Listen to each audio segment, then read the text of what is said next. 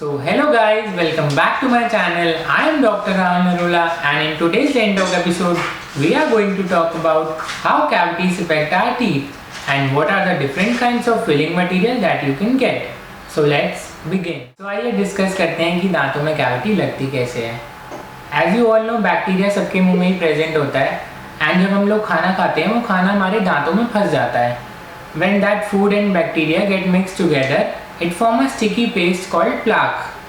Plaque सबके मुंह में ही प्रेजेंट होता है. जैसे कि आप लोग सुबह उठ के फील करते होंगे आपके दांतों को वाइट सी लेयर जमा होती है. सो जो लोग उसको अच्छे से क्लीन कर लेते हैं उनका तो प्लाक हट जाता है. बट जो लोग अच्छे से ब्रशिंग नहीं कर पाते, जिनको प्रॉपर ब्रशिंग टेक्निक नहीं पता या फिर जिनके दांत आगे पीछे हैं, जो लोग अच्छे से क्लीन नहीं कर पाते, उनके मुँह में वो प्लाक रह जाता है. एंड वो प्लाक धीरे धीरे आपके दांत को डीमिनरलाइज करने लगता है. हमारे दांत की सबसे सुपरफिशियल लेयर होती है इनामल, वो उसको पेनिट्रेट कर जाता है और उसी के जस्ट नीचे एक डेंटिन की लेयर होती है which is a little softer then enamel. फिर वो धीरे धीरे बस नस के अंदर जाते जाता है और आपके दांतों को पूरा सड़ा देता है. सो ये था पूरा प्रोसीजर कि कैविटी कैसे स्टार्ट होती है. And once it reaches your pulp तो फिर आपको पेन स्टार्ट हो जाता है एंड फिर आपको रूट कैनाल करवाना पड़ता है. So when your dentist suggest कि आप कैविटी करवा लीजिए या कैविटी प्रेजेंट है आपके मुंह में, तो उसको लाइटली मत लीजिए. डेंटिस्ट की बात सुनिए और उसको करा लीजिए हाथ के हाथ और उसे फिल करा लीजिए सो दैट वो फर्दर प्रॉब्लम आगे ना बढ़े और आपका दांत जहाँ तक डीके हुआ है वो उसी जगह पे रुक जाए और आपका दांत बच जाए. सो आइए डिस्कस करते हैं फिलिंग्स के बारे में, कौन कौन से टाइप की फिलिंग्स होती है. Let's discuss them one by one.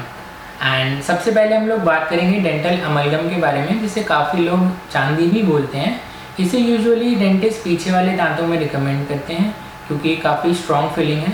And इसे आगे वाले दांतों में रिकमेंड नहीं किया जाता क्योंकि चांदी दिखने में बहुत ऑड लगती है.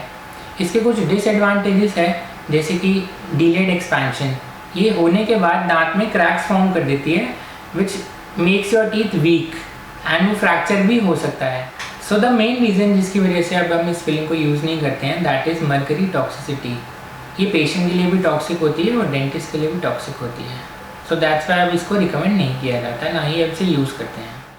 सो the second option we have is GIC, जिसको कि हम लोग ग्लास आइनोमर सीमेंट भी बोलते हैं. Basically it's a combination of powder and liquid जिसको मिक्स करके हम लोग एक पेस्ट फॉर्म करते हैं जिसको हम दांतों में फिल कर देते हैं. So let's talk about advantages of GIC. इसका जो मेन एडवांटेज है that is it's fluoride releasing property. So that's why हम इसको बच्चों में रिकमेंड करते हैं क्योंकि जो फ्लोराइड होता है वो दांतों में कैविटीज होने से प्रिवेंट करता है और दांतों को रीमिनरलाइज भी करता है. So let's talk about disadvantages of GIC. इसका जो मेजर डिसएडवांटेज है that is it is brittle in nature. Because of that इसमें क्रैक्स फॉर्म हो जाते हैं और निकलने के चांसेस होते हैं. The second point is it is water sensitive. So अगर इसको करते टाइम अगर हल्का सा भी सलाइवा या वाटर आ जाता है तो ये फिलिंग कंटामिनेट कर देता है और निकलने के काफ़ी ज़्यादा चांसेस होते हैं. The third point is it is not aesthetically pleasing, it is white in colour. So अगर आप चाहें तो इसको करवा भी सकते हैं बट आपके दांतों से एग्जैक्टली मैच नहीं हो पाता है. So let's talk about our last and the most important filling material in dentistry that is composite. It is a resin based material जिसको हम लोग UV लाइट की मदद से क्योर करते हैं. So let's talk about advantages of composite. The major advantage of composite is it is aesthetically very pleasing. ये हर किसी के दांतों के साथ परफेक्टली मैच हो जाता है और इसे हम आगे और पीछे दोनों ही साइड में रिकमेंड कर सकते हैं. इसकी स्ट्रेंथ भी काफ़ी ज़्यादा अच्छी होती है और इसका वर्किंग टाइम जो है वो अपने हिसाब से एडजस्ट कर सकते हैं. हम इसको मैनिपुलेट कर सकते हैं जब तक हम चाहें. इस पर जब तक हम लोग UV लाइट नहीं डालते तब तक ये मटेरियल क्योर नहीं होता. तो हमारे पास ample amount of working time होता है. हम पेशेंट को दिखा के जब पेशेंट सेटिस्फाई हो तब इसे क्योर कर सकते हैं.